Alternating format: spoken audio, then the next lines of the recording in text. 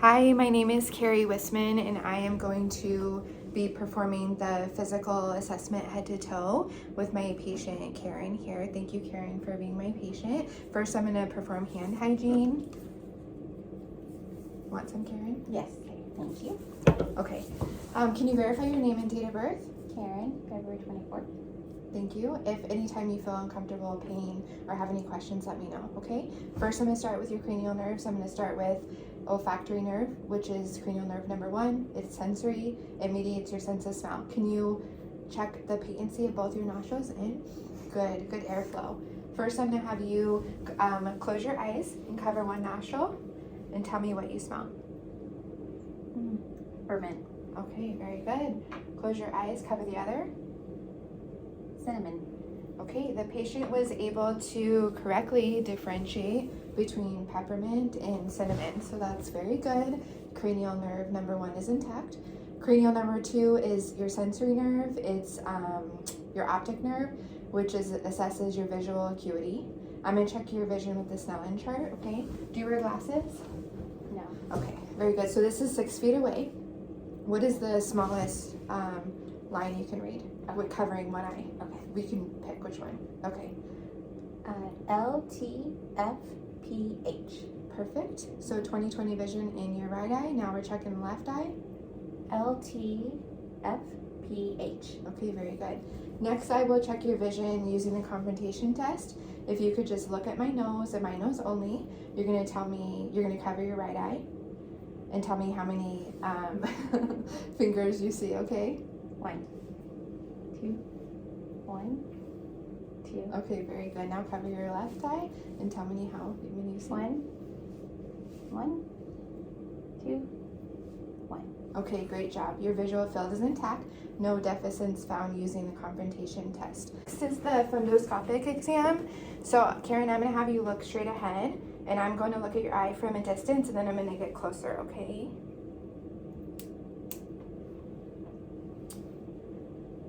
Okay, perfect.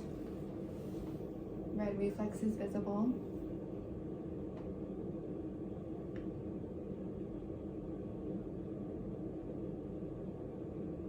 Okay, Karen, what I'm seeing is the disc ratio is less than half. There's no swelling noted, no increased cupping is noted. The retinal background is orange, just red, which is normal. Your macula is slightly dark, which is normal.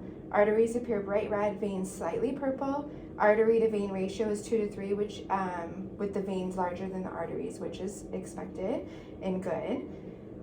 There was no tuberosity or vessels noted, no exudates or hemorrhages visible, which is you would see in diabetic retinopathy, so it's good that we didn't see any of that. So now I'm going to check your other eye from a distance. Just look straight ahead. Get closer, okay? Red reflex is intact.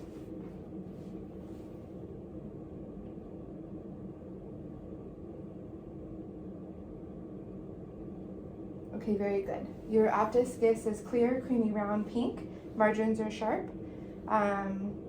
Your disc was nice and clear. Your macula is slightly dark. Arteries appear bright red. Veins slightly purple. Artery to vein ratio is 2 to 3, which is normal. You'll see the veins a little bit larger, so that's good. No tuberosity vessels visible. No X-rays or hemorrhages. Next, we're going to go to cranial nerve 3, 4, and 6. Those are motor nerves that mediate the muscles which move your eyes and extraocular movements, okay?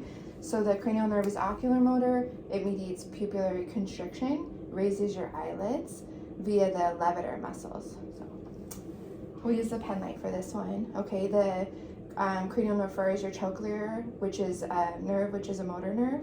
It it's the inferior medial eye movement by superior, so over, okay, and up and down, okay. And then cranial nerve 6 is abducens, which is a motor nerve. It mediates lateral eye movement, so side to side, okay.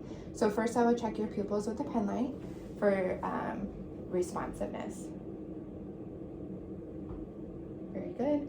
Direct response is intact. And then consensual responses in the opposite eye is intact. Okay, pupils are about I'd say 4 millimeters in diameter. They're equal round reactive to light. Next, I will check for accommodation. I'm gonna have you look straight ahead, and then you're gonna look at my finger, okay? Sorry. Accommodation is intact. Your pupils are then equal, round, reactive, and accommodation to light, okay? I'm going to check for extraocular eye movements in the 6 cranial fields of gaze. So you're gonna follow my finger, okay? So we're gonna start here.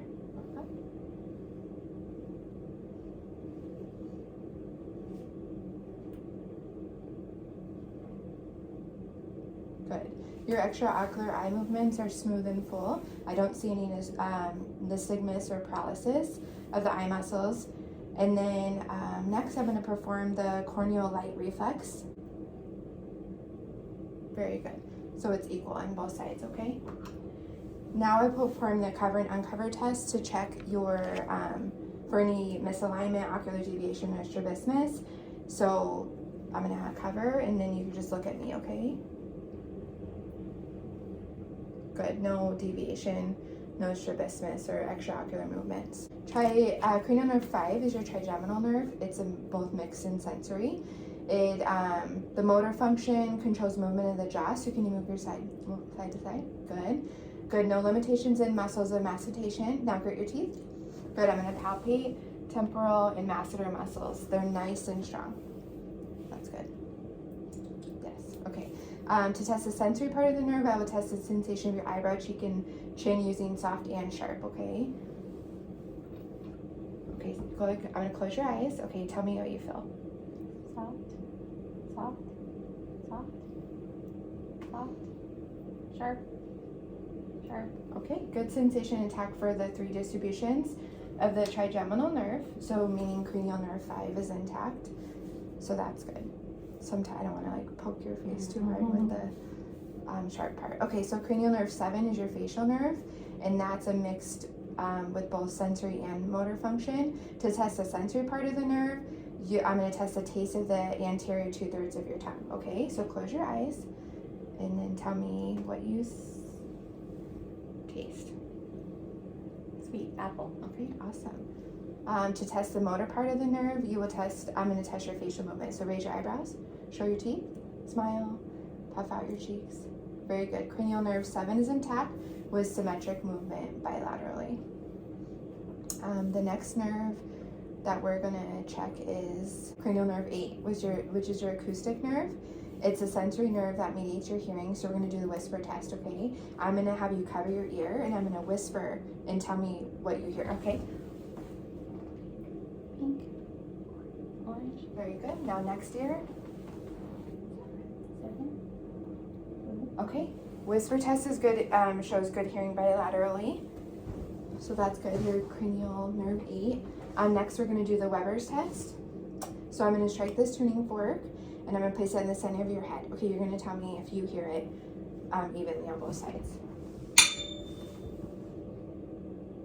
it's even. Okay, good. If the sound had lateralized to, say you had an infected area where you had hearing loss, that would indicate conductive hearing loss, and if it went to the non-affected side, that would be central neural hearing loss, okay? So then now I'm going to do the Rhine test. So I'm going to strike this again, and I'm going to place it behind your ear and then in front. So when you stop hearing the ringing in the back, say now, and I'm going to move it, okay? Okay, I'm going to test how long. Okay, good. Okay. Okay. Very good. I'm going to do the other side, okay?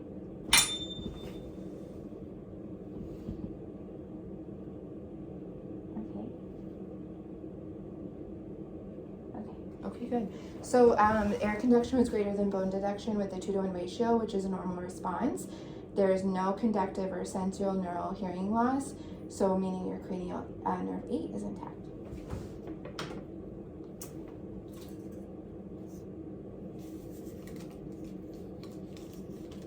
Next, we're going to do the cranial nerve 9, which is the glossopharyngeal nerve, and cranial nerve 10, which is your vagus nerve. They are assessed together. They're both sensory and motor, okay?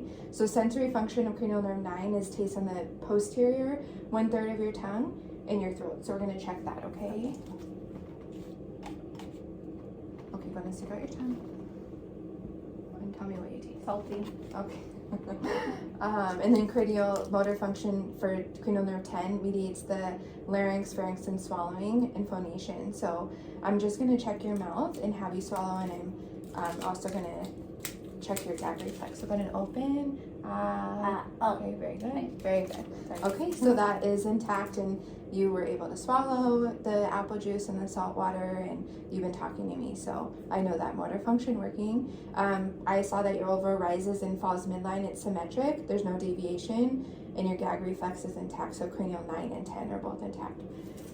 The 11 is your spinal nerve.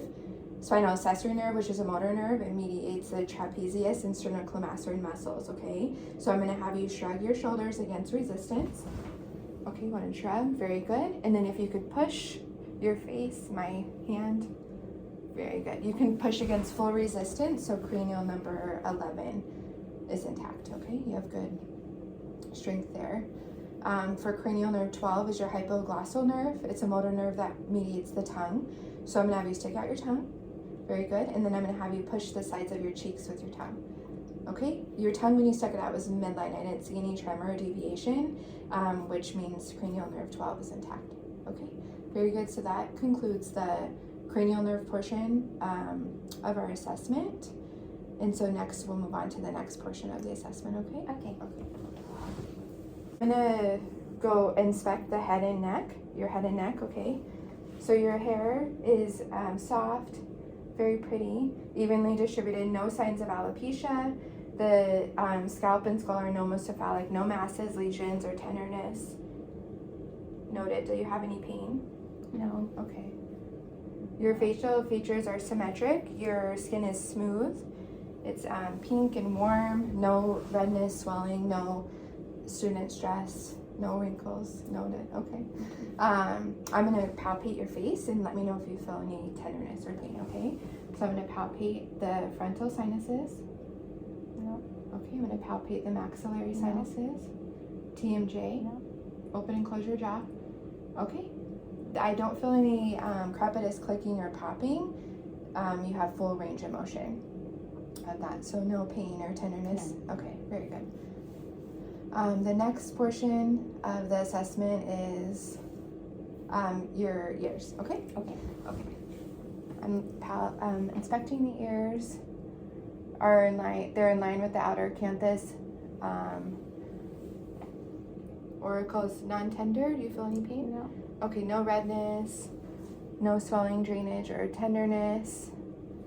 For the mastoid process, there's no tenderness or masses noted. Does this hurt when I do the tug test? No. Okay. So no tenderness or pain noted, no signs of otitis externa. Okay. Next part of the exam, I'm gonna do an otoscope exam. I'm looking at the inside of the ear.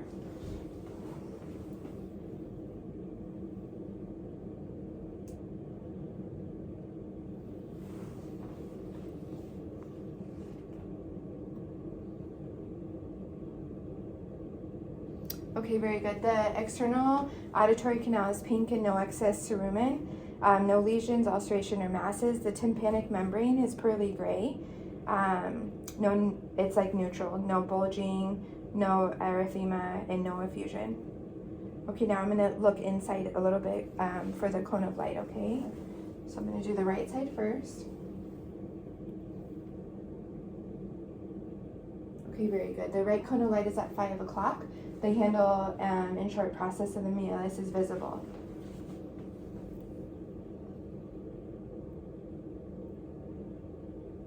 Okay, very good. The cone of light on the left side is at 7 o'clock.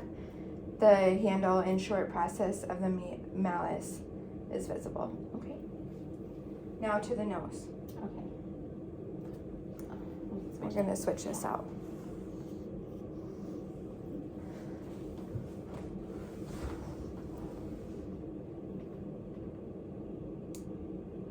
The nasal mucosa is pink, moist,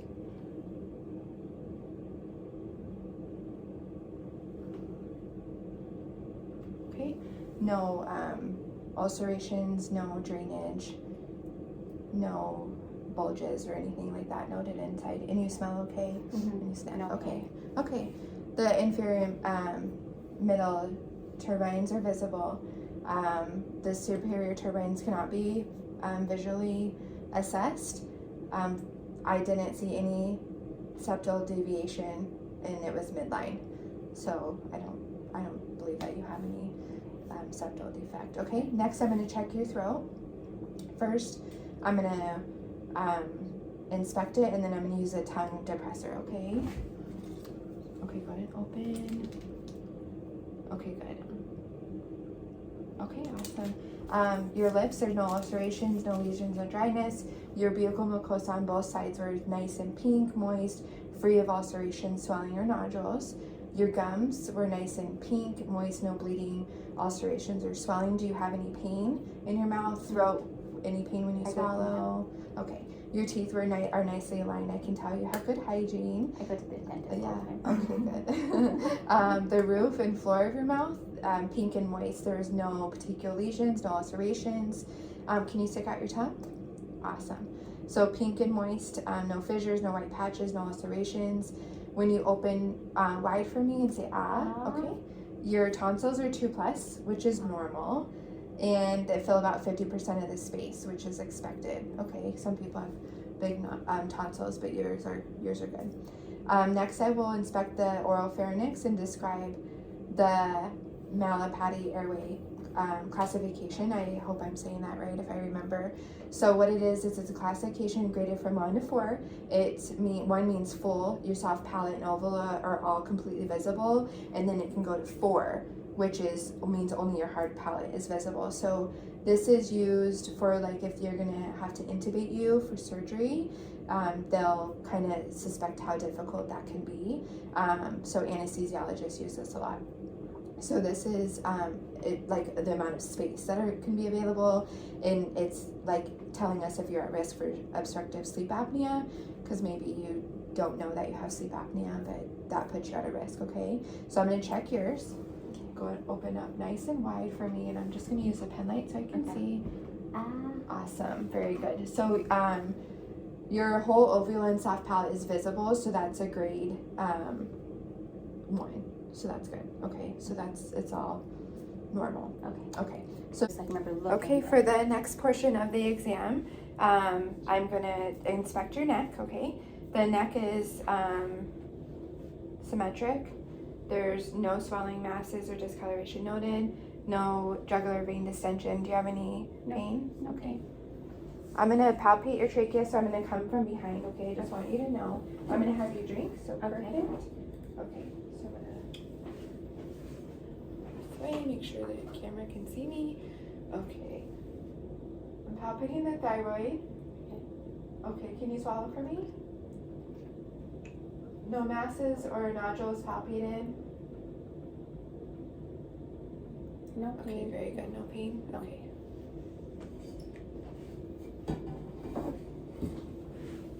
So your thyroid feels normal, which is good, and everything's midline. I didn't feel anything when you swallowed, or when I palpated to the left and the right when I deviated, so that's good.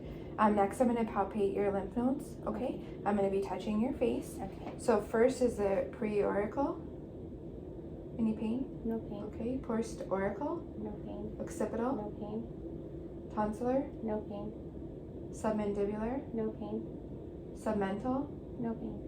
Okay. The anterior superficial cervical? No pain. And then deep cervical? No pain. Okay. And then the supraclavicular? No pain. And then the infraclavicular? No pain. Okay, so they were all about 1 millimeter, so centimeter. They were they were soft and not fixed. If it was hard or fixed or very enlarged, that would be related to maybe something else going on and would need to be looked into further.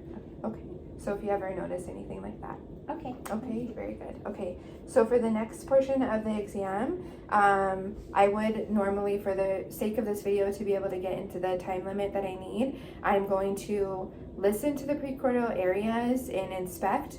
But on a patient, I would take more time. I would listen to each area for 1 minute, and I would have my patient be more exposed so I can visualize the area. For the sake of this video, I'm going to announce what I'm seeing, but I'm not actually going to have my patient need to be exposed for this section of the video. Okay, so now I'm going to inspect the thorax. Okay, it's a posterior chest. Your posterior thorax is symmetric in size and shape. There's no lesions, no scars, no masses are visible. Your skin is pink, smooth, dry, and appropriate for your ethnicity. Okay?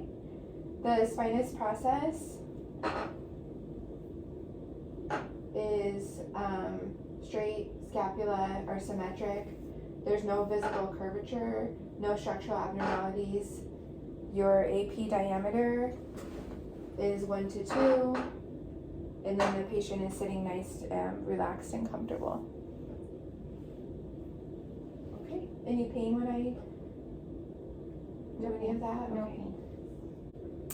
Now I'm going to palpate with the palms of my hands, okay? And just let me know if you feel any pain. Okay.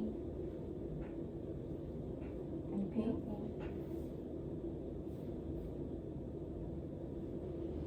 Okay, so no masses, thrills, or heaves noted. Respiratory expansion is symmetrical. Now I'm going to have you say 99 when you feel me touch. 99, 99, 99, 99. Vibrations are clear, strong, and symmetric with no dullness noted. Okay, next I'm going to percuss. So if I were to hear a resonance, that would be like a hollow, clear, low-pitched lung sound. Dullness is consolidation in there. Hyperresonance is increased air-filled areas. And then with like emphysema or COPD is maybe something that you'd feel. And then the flat like sound percuss is heard over bone. So I'm gonna percuss with my left hand with the 3 digits, okay? I'm gonna have you lean forward a little. I'm gonna do 8 sites, okay? You're just gonna feel me tapping. Let me know if you feel any pain. No pain. No pain.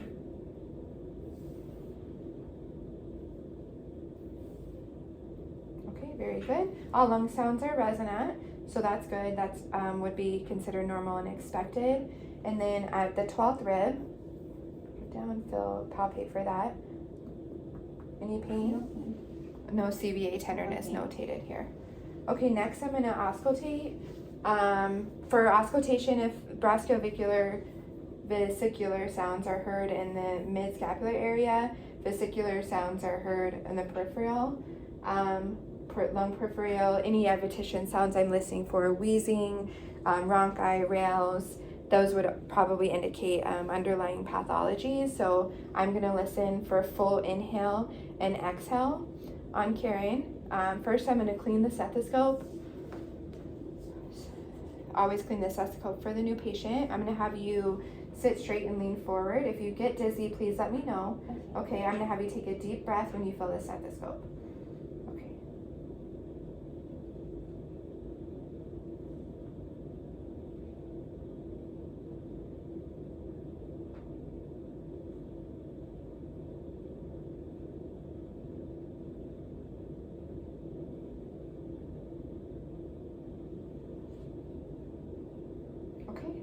No lung sounds are cleared, no adventitious sounds noted. Next, I'm gonna check the ephony, so I'm gonna have you repeat E every time you feel the stethoscope on your back, okay? E, E, E, E, E, E, E, E, E. Okay, it was high pitch echoing was heard. It was a little distorted, which would be no evidence of fluid or consolidation, so that's normal. to hear that. And lung sounds are clear to auscultation bilaterally. Okay, next I'm going to have my patient come around.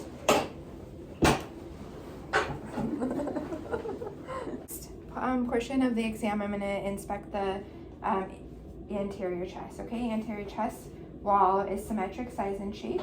I'm going to palpate. If you can just take a deep breath for me. The AP diameter is less than the transverse diameter. Shoulders are symmetric. No lesions, scars, nevi, or masses are visible. Her respiratory rate is quiet, rhythmic, unlabored breathing. No intercostal muscle retractions or bulging of any of the accessory muscles. So that's good. She's breathing comfortably. Do you have any shortness of breath? Okay. No pain when you breathe? No. Okay, very good. Have you noticed anything on your skin? No. Okay, very good. I'm going to palpate the chest. So I'm going to, let me know if you feel any pain. No pain. No pain. Okay. Next I'm going to percuss using my finger with my left hand.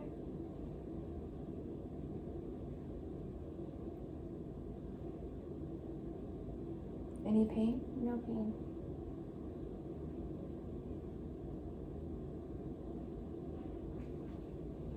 No pain.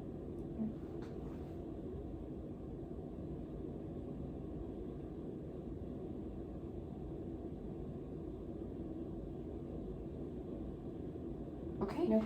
Patient has resonance in all anterior lung fields bilaterally, low pitch, clear, hollow sounds.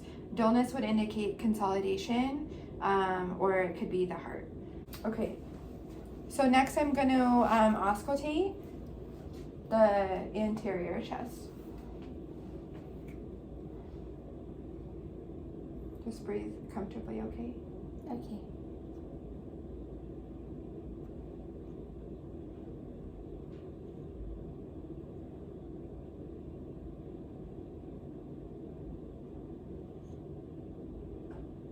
Lung sounds are clear to auscultation. Bronchial breath sounds are located on the upper part of the respiratory tree over like the trachea, anterior only. Bronchial or vesicular are heard over the bronchial, and then vesicular breath sounds are heard over the peripheral lung tissue. Rhonchi or wheezing or adventitious breath sounds could mean underlying pathology and would need to be investigated further, could indicate COPD, anything like that, okay? And you have any pain or anything when you breathe? No. Okay, next we are going to do the cardiovascular and the peripheral vascular system. Okay, I'm going to discuss the 6 precordial points. Aortic second right intercostal space along the right sternal border. This is where S2 is heard best. And then if you go across, directly across is the second left intercostal space along the sternal border. This is where split S2 is heard best. And that's where you can see variation with breath sounds. Okay, right below is Erb's point. That's in the third left intercostal space along the sternal border. And then you go down to tricuspid, which is in the fourth left intercostal space along the left sternal border. This is where you'll hear a split S1 best. And go down. For women, we'll have them raise their arm for better access. It's the fifth intercostal space left of the midclavicular line. This is also referred to as the apex and the maximal endpoint. And then this is where S1 is heard best here. Okay, next we're going to do the squat test. I'm going to have you squat, Karen. I'm going to listen in the mitral area. Okay, and for the video's sake, I'm going to have her squat and stand up. If this wasn't for this video, I would listen longer to the mitral area. Okay, let's go ahead and go down and up. Very good. If the click, you were to hear a click and it resolved, that could mean mitral valve prolapse. If it increases, that would mean the aortic stenosis. Okay, now we'll do the Valsalva maneuver. I'm going to have you lay down. And I'm going to listen in the same area. Okay, and I'm going to have you bear down like you're going to the bathroom. Very good. If you were to hear a click, that increase, it would mean mitral valve prolapse, and then if it decreases, that would be the aortic stenosis. So next, I have my patient in a 30-degree angle, and we're going to inspect the precordium in the supine position. I don't see any pulsation, lifts, or heaves. Okay, I'm going to palpate. I'm going to palpate with the pads of my hands first, and then with the pads, the balls of my hands, okay?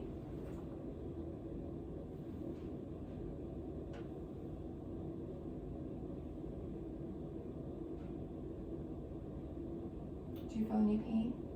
Okay.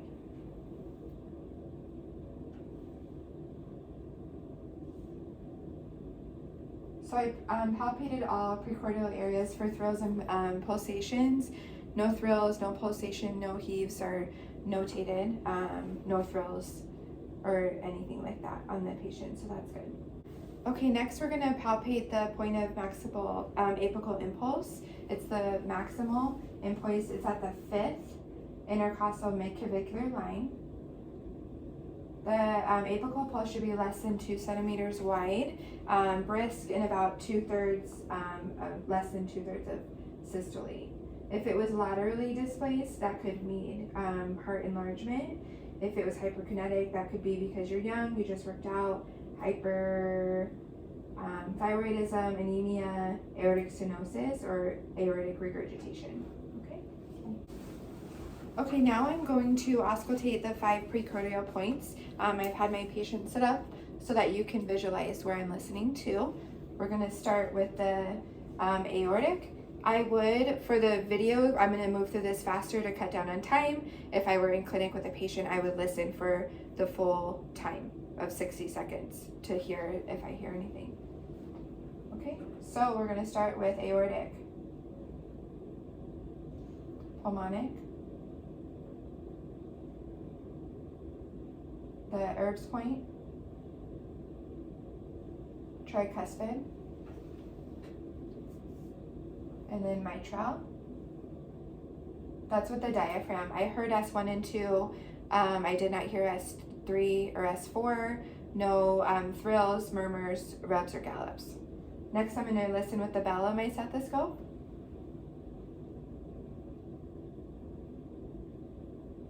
Pulmonic, or aortic, I'm sorry. Pulmonic, Erb's, tricuspid, and the mitral valve. Next, I'm going to have my patient lay in the left lateral position and listen to those same 5 precordial points. We'll have her turn a little bit so we can see. Here. Sorry, Karen. Okay. So aortic, pulmonic, Erb's, tricuspid, and mitral. I heard S1, S2. You can go ahead and sit up. I did not hear S3, S4. I did not hear any murmurs, rubs, or anything. So now I'm gonna listen to all 5 precordial points with you with you leaning forward. I'm gonna have you exhale and hold your exhale, okay? Again, I would listen longer if this was in clinic. Okay, go ahead and exhale.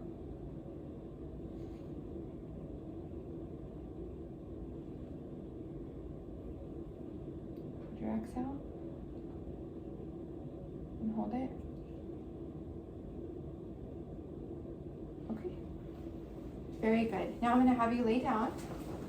And with the bell only of my stethoscope, I'm going to listen to the carotid arteries. Hold your breath and exhale. Good. Now I'm going to listen to the abdominal aorta. That's at the xiphoid, between the xiphoid process and the umbilicus. Okay, below the abdominal aorta bilaterally, I'll listen to the renal arteries.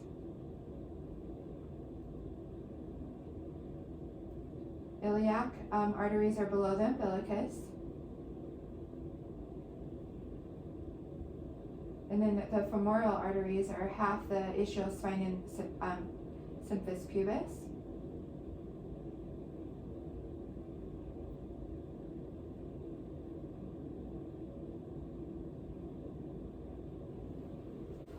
Very good. There was no thrills heard, no adventitious breath sounds heard. I didn't hear anything. Now I will assess the pulses, but in the clinic I would do it for a full 60 seconds each one, but for the sake of the video I'm going to cut it down, okay? So they're graded on a grading scale. 1 is weak, 2 is brisk and normal, and 3 is bounding. So we'll start with the radial. Okay, and then we'll do the femoral. And then the popliteal is behind the knee. And then the posterior. And then the dorsalis pedis.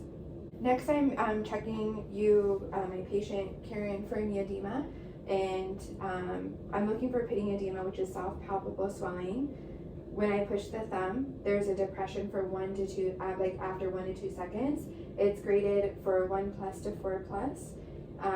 Then there's dependent edema, which would be just like the lower extremities from prolonged sitting or standing, or the anasarca edema, which is generalized edema due to liver or kidney failure. Your skin is warm pink, and I don't notice any edema on you, so that's great. I'm also going to check your skin turgor. This is directly below the collarbone. No tenting is notated. Cap refill is upper and lower extremities is less than 2, with smooth nails. My patient's abdomen is slightly protuberant, symmetric, free of any lesions, scars, nevi masses, or striae. I don't see any dilated veins. No pulsations are visible. If there were a pulsation visible, it could be possible AAA, and then that would not be, you would not palpate that. Okay. Karen, do you have any pain? No. Okay, very good. Okay, next I'm going to auscultate your bowel sounds. I would normally listen for 1 to 5 minutes, but for the sake of this video, I'm going to move faster. I'm all 4 quadrants, starting in the right lower quadrant and moving the way of the intestine. Next, I'm going to listen over the spleen and liver for a friction rub. A friction rub is a grating sound that may vary with respiration and present from inflammation on the peritoneal surface of organs, possibly from like a liver tumor, chlamydia, gonorrhea, infection, recent liver biopsy, or splenic infarct. Friction rub that's heard over the liver would indicate carcinoma. There is no friction rub heard on this patient. I'm listening for a venous hum, which is a soft systolic and diastolic hum that may be heard over the liver, epigastric, and umbilical region. It would indicate increased collateral circulation as with hepatic cirrhosis. And I don't hear any of that for you. Next, I'm going to percuss with the reflex hammer. I'm going to tap my 3rd digit, starting with the right lower quadrant. Sound that we're expecting.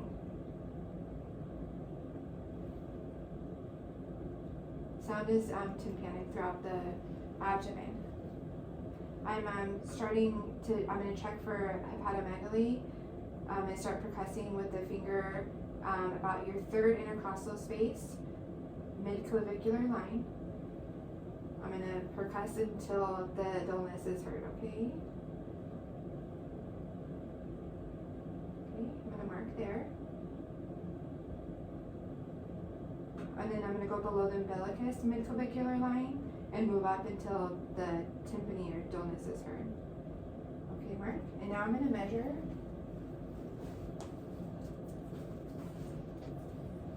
For my markings. And this patient's about 9, normal is 6 to 12. Okay, now I'm going to do light palpation and deep palpation. Let me know if you feel any tenderness, okay? Light, deep. No pain. Now I'm going to go deep. No. No. Now I'm going to hook my hand under the rib and lift on the left and right side. No hepatomegaly or splenomegaly is notated. And I didn't see any superficial abdominal reflexes. So no pain when I do that? No pain. Okay, very good. I'm gonna do the psoas sign, okay? I'm gonna place my hand on your thigh, and then can you raise your thigh against my hand? Okay, do you have any pain? No. Okay, so pain on the right side would indicate appendicitis. Next, I'm gonna do the obturator sign with your knee bent. I'm gonna do inward rotation of your hip. Any pain? No. Okay, very good. Now I'm gonna check for any rebound tenderness. I'm gonna do the left lower quadrant and pressure and then palpation, then release. Any pain? No pain. Okay, good. And then the Rovsing sign, I'm gonna deeply press into the left lower quadrant and then release pressure quickly. No pain. Okay, so no pressure from palpation, no pain, anything like that. So this patient is negative for the psoas sign, obturator sign, rebound tenderness, and the Rovsing sign. So that's good. No indication of appendicitis for this patient. Okay, next I'm gonna check for cholecystitis. With the Murphy sign, I'm gonna press my fingers under her right rib cage. Can you take a deep breath? Any pain? No pain. Okay. Pain on deep inspiration means a positive Mercy sign, which would indicate inflammation of the gallbladder. Okay, now we're gonna assess the knees bilaterally for stability. We're gonna lay down, fully extend. I'm gonna place my hand on the inside of the thigh and move it side to side. The Varsis test tests the LCL, and the Vegas test the MCL. No deformities noted. The ACL and PCL drawer test we're gonna do next. So I'm gonna put her leg up and I'm gonna stabilize her foot here. And what I do is I pull in, sit on the foot to stabilize. I'm gonna wrap my thumbs just below your knee and push away. No pain. Okay, very good. Now this side. No Okay. pain. No laxally noted at the ACL or PCL. So now we'll check for meniscus tears. We're gonna bring the knee up 90 degrees. And my hand's on her heel and her calf. And I'm gonna pull the knee forward and I'm gonna have you push. No pain. She has full resistance, 5 out of 5, no meniscus tears. Okay, so now we're gonna keep the knee straight. I'm gonna bring the leg up as far as you can. Tell me when to stop. No, it doesn't. No, it doesn't Okay. hurt. Any sharp shooting pains? No. Okay, very good. And now you can bring it back up and dorsiflex the foot. Very good. Very good. Okay, now we're gonna stand up and check for any paravertebral tenderness. Okay. I'm palpating the spine and the sacroiliac joints, checking for tenderness on either side. Any pain? No pain. Okay, no spasms or tightness noted, no points of tenderness over the spinous process. So that's all good, Karen. Okay. Okay, now we're gonna assess for rotator cuff repair with the supra spinatus, infraspinatus, teres minor, and the subscapularis. It's the sits muscles, okay? Okay. So now it's the drop arm test. So I'm gonna bring your arms up high and slowly lower your arms down. Okay, very good. Nice smooth movement. Drop arm test is negative. Do the subscapular larpus test. We're gonna turn back, arms back, lift arms back. All the way. Any pain? No pain. Okay, very good. Now the Apley scratch test. We're gonna reach up and touch both hands on our back. Very good. There is okay, that's good. There was symmetry and good rotator cuff movement. Now we're gonna do the scoliosis test. We're gonna stand, turn to the side, and then bend at the hip and drop and stay there. I would notate the iliac crest height of the shoulders are aligned symmetric, and then I assess the scapula for winging. No abnormality, curvatures, or deformities notated in the bending position. Now we're gonna do the assess for carpal tunnel syndrome. I'll have you turn around, Karen. That's the median nerve innervates the first 3 and then half of the 4th, okay? So the Fallon's test, I'm gonna have you put it together, and you would do this for 1 minute.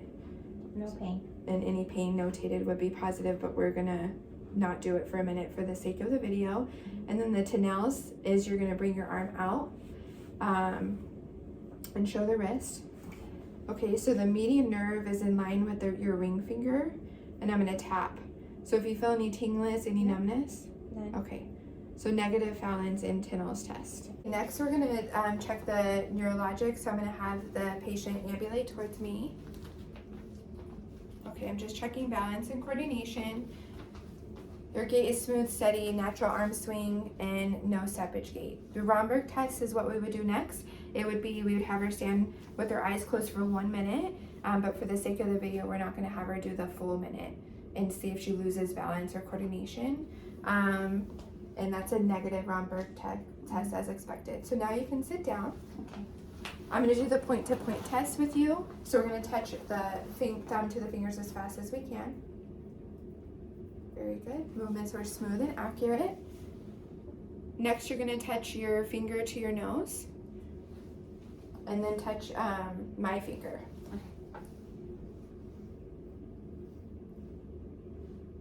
Movements are smooth, accurate, no tremors or fasciculatations noted. Now we're gonna do the heel to shin. So we're gonna put the heel and drag it across your shin. Very good, good movement, smooth and accurate. Now we're gonna do the pronator drift. So we're gonna stand up, we're gonna put our arms out in front of us, and we're gonna hold. We're gonna hold for 10 seconds. And then now we're gonna do it again for 10 seconds with our eyes closed.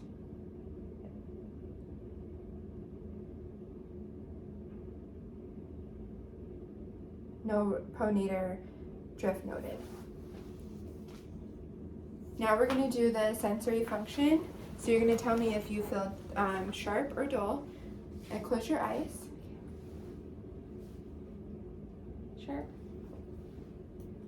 Sharp. Sharp. Soft. Sharp.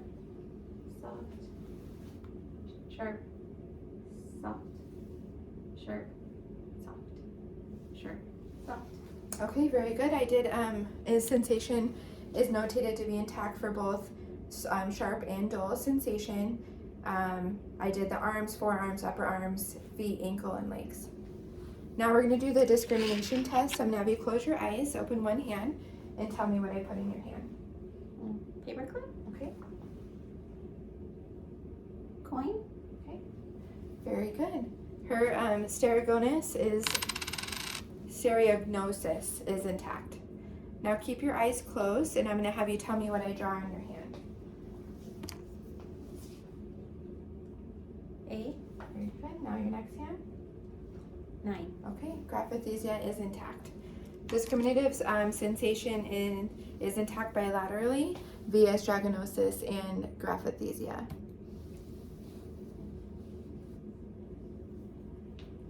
Okay, now we're going to do the deep tendon reflexes. They're graded from 0 to 4 plus. 0, no response. 1 is diminished. 2 is active.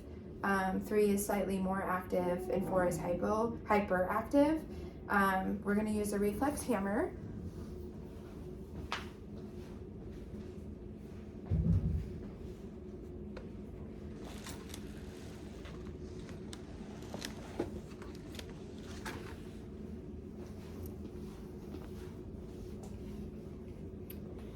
Okay, so first I'm going to start with her bicep tendon.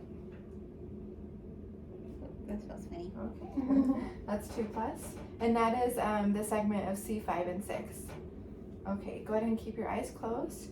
You're gonna flip arm back to your elbow. Like this. Very good, just relax your arm. Okay, 2 plus.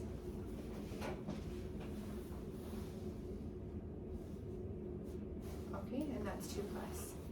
Okay, now we're gonna do, that's the tricep reflex, and that's the spinal segment of C6 and 7.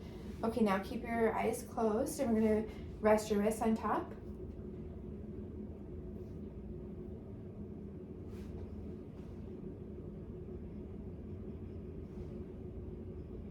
Two plus. And 2 plus is reactive, and that is the brachioradialis is the C5 and 6, C6. Now I'm gonna do her patella. And just dangle your knees and try and relax, close your eyes. Very good, that would be 2 plus. Okay, very good. That is innervating the spinal segment L2, 3, and 4. Now we're gonna do the tap the Achilles and just try and relax. I'd say that's 1 plus and 2 plus. Very good. That is the spinal segment. Now we're gonna do the meningeal sign. I'm gonna have you lay flat on the table.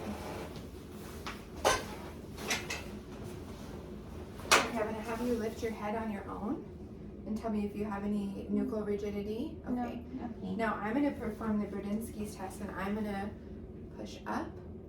No pain. Okay, it was nice and smooth movement, no flexion at the knee joints or hips, so that was a negative Brudzinski's test. Next we'll do the Koenig's test. I'm gonna have you relax your legs, and I'm gonna pull your leg up.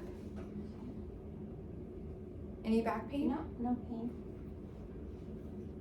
No pain. Okay, I don't, no pain in the back, and I don't feel any resistance when I try and lift her leg up, so that is a negative Koenig's test.